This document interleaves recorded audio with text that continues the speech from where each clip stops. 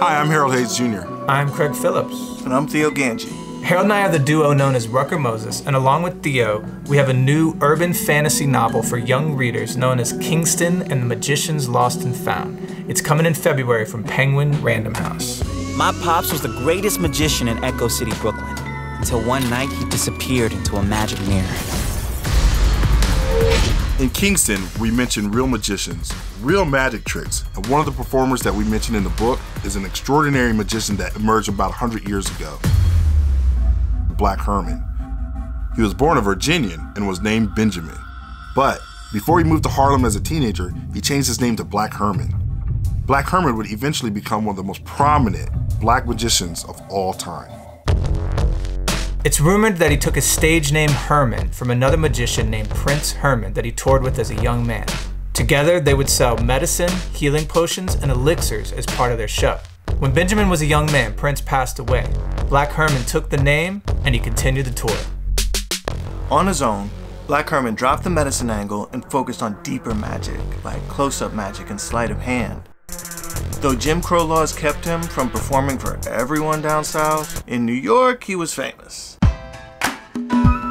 He wove activism and political messages in his shows, and magic became a way of exhibiting black pride. Black Herman was a legend during the Harlem Renaissance. He once sold out a 4,000-seat theater for a month straight, Marcus Garvey's Liberty Hall. Among his tricks were levitations, mind reading, and escaping from knots tied by audience members. Some say Black Herman believed he was immortal, that nothing could kill him. Which might explain the trick he was most known for, being buried alive. The trick made him a legend. It was called Black Herman's private graveyard. They buried him in a coffin deep underground, in full view of the audience. Everyone was asked to leave and come back in 3 days. It was biblical, because once they came back and they pulled him out, guess what? He kept continuing the show like nothing ever happened. Not even death would stop the great Black Herman.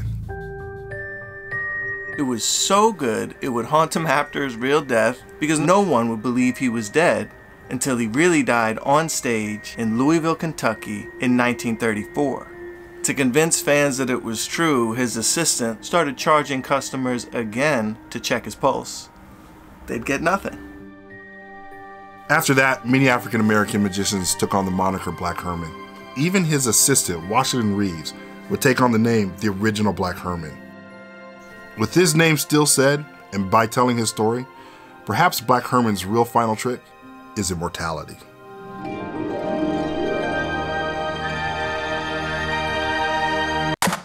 Alright, so that's the story about Black Herman. You can read more about him in Kingston and the Magicians Lost and Found, February 16th, 2021. You can buy it from your local bookstore, get it on Amazon, wherever you buy books. You can check us out at ruckermoses.com. Theo, where you at? TheoGanji.com.